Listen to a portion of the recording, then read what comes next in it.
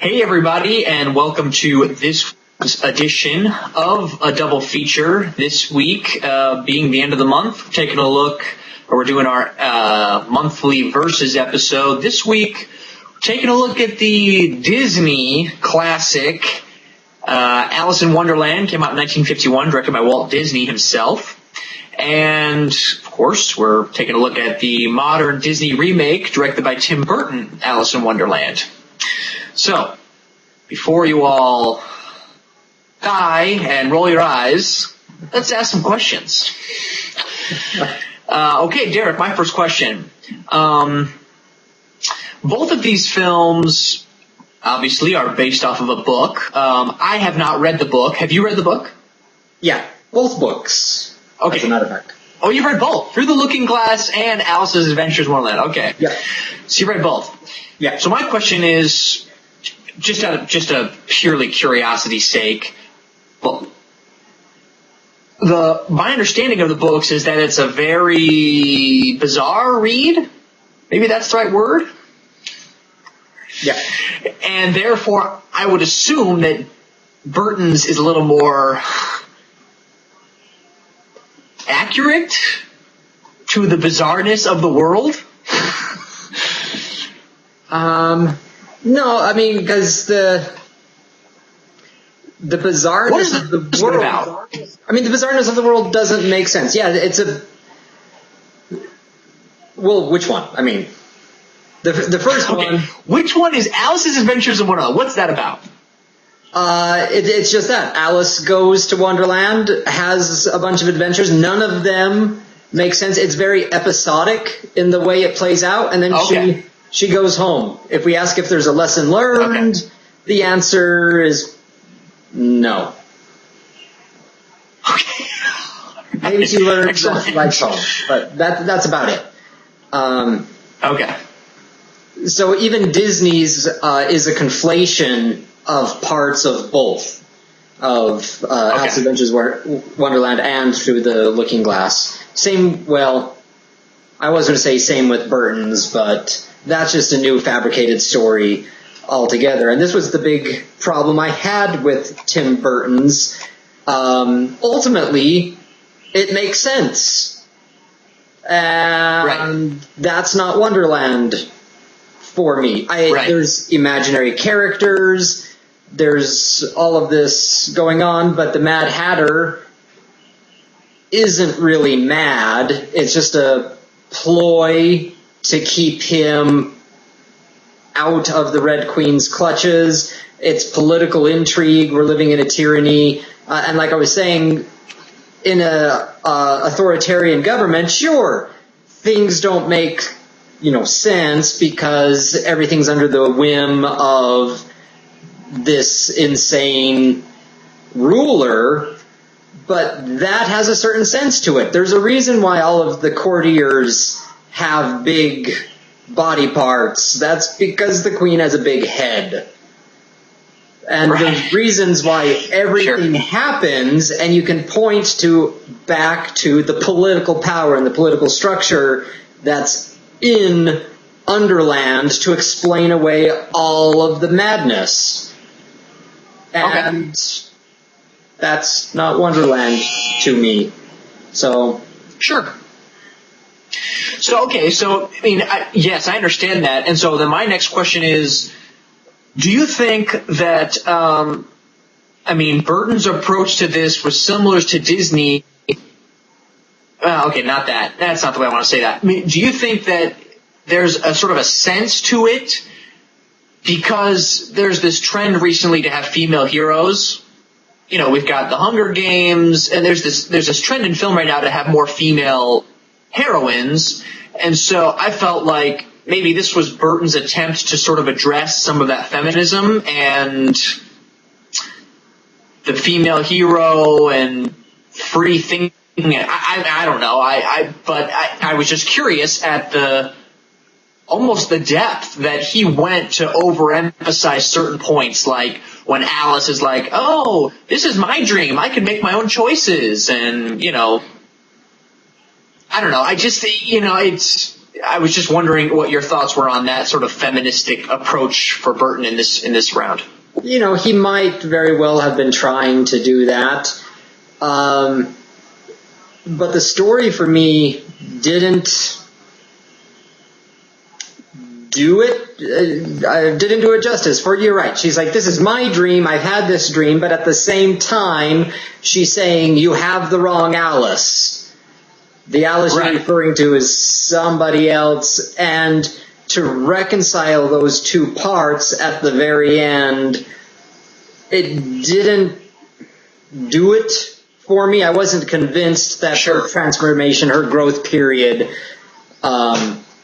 happened. And then when she gets back into the real world and she tells everybody no, tells them off, whatever, and then she's like, oh yeah, and by the way, Dad's former shipping partner, let's go to China.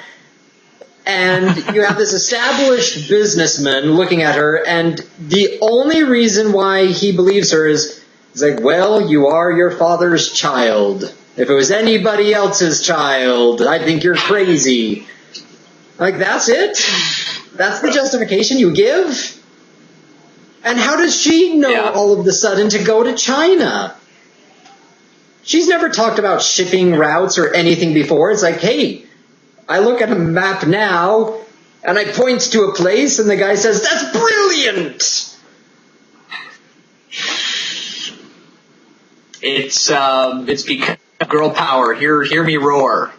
Yeah, it's a weird...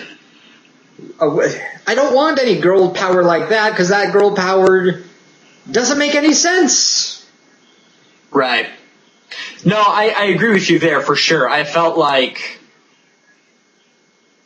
I don't know. For what Disney, you're right. I mean, I like what you said, that Disney obviously picked a good man in terms of, like, you know, visuals and, I mean, making stuff up. I mean, I feel like you're right. That is Tim Burton's specialty, and we've talked about this before on some of the other Tim Burton films we've discussed. But, I mean, he really is the man for the job in terms of that. But you're right. Almost in an effort to make it as stylized as he wanted, I think he almost made it,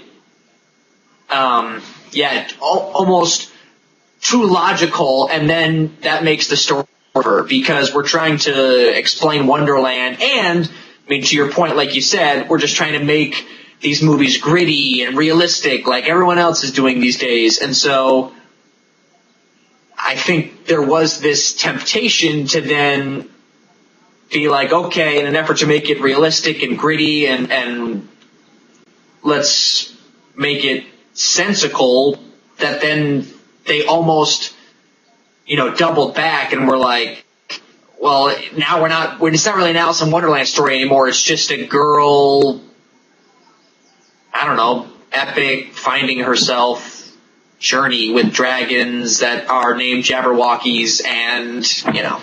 And I think that's the thing. I think you're saying it great. He's trying to do an epic. Right. And Burton can't do epics. I mean, Planet of the Apes, Exhibit 1. Oh, terrible movie. Alice in Wonderland, Exhibit 2. Right. But he can do myth really, really well. Big Fish, Exhibit 1. Edward Scissorhands, Exhibit 2. I'd say even Pee-wee's Grand Adventure, Exhibit 3. Batman, that was a good one. Exhibit 4. When he's not trying to hold to realism or have things make sense, he does really, really well. Yeah. When the logic of the story is the logic of the story. The problem with these epics is he's trying to make the logic of the story conform to some recognizable social commentary or political logic that we have in the real world, and it falls flat. He can't do it. So stop trying, Mr. Burton. Yeah. I know, right? No, and it's really interesting, this trend that they've got going on. I'm anxious to see how the rest of these turn out. I mean, I haven't seen Maleficent yet. Have you seen that one? I haven't. It's been getting reviews. Yeah, I haven't seen Maleficent, but I just saw the trailer for Cinderella. Did you see the teaser trailer for Cinderella? Saw that. So, and I've heard rumors of Beauty and the Beast. So it'll just be interesting to see how they do this, because I think Disney hit the nail on the head with a lot of these films because they were grounded in this idea of fantasy. I mean, and imagination. And that was Disney's strong point, have an imagination, be creative, go out and have imagination. I feel like a lot of his movies emphasize that, and that your dreams can come true. And so when you try to then readapt that to sort of a realistic, modern, contemporary forum, I don't know. It'll just be interesting to see how they do a lot of those, because in my personal opinion, all of them have been terrible. I did not like Snow White's and the Huntsman at all. I thought that was super, super not well done at all. I didn't like this Alice in Wonderland. In fact, Shell fell asleep halfway through it, and we had to finish the rest of it the next day. I mean, we were just like, man, this is kind of boring, and it's kind of all over the place, and it's kind of lame. There's nothing really exciting about it. I mean, we really struggled with this one. So, yeah, I don't know. We'll see. With that said, so we can look a little bit at the animated feature. You said Disney is doing a really good job with the fantasy and the wonder. What about the overriding message near the end of the film, where Alice has this nice little song, she's all sad, and her realization is she doesn't like nonsense. She wants sense. She wants rationality in her world, and that's when all of the creatures, nonsensical creatures, start disappearing under her wishing for sensibility, which goes, that's her learning moment, because at the beginning of the book she's like, if I had a school we would teach nonsense, and now she's like, oh, I don't like nonsense, it's too much, I need order, I need sense. Right. Do you care to comment on that based upon what you were just previously saying about Disney is really good with fantasy and the nonsensical? Yeah, absolutely. No, absolutely. I felt like, and again, maybe I was reading between the lines a little too much, but I almost felt like Disney was sort of making a jab at some of the nonsensical things that people do. And more specifically, I mentioned this in my review, girls should stop chasing boys and focus on harnessing an imagination. And there's this line that everyone kind of teeter-totters on, and so my idea was, obviously we have a female lead, so it's geared more towards women, but I almost felt like this is Disney saying, hey, I've kept this childhood spirit within me, this imagining, playing pretend, living in a fantasy world, making all your dreams come true. I believe in all that stuff, and sometimes that's better than reality. And so why don't we spend time in that realm? And why do we have to spend so much time in the real, the gritty, the ugly? So I don't know. I'm rambling now. Sorry. You can share what you think about that. So that's it for today's episode. Let us know what you think, though. Which film did you prefer? Did you prefer the 1951 animated version, or did you prefer the Tim Burton live-action version? Let us know in the comments below. And also let us know what you thought of the two different Alices.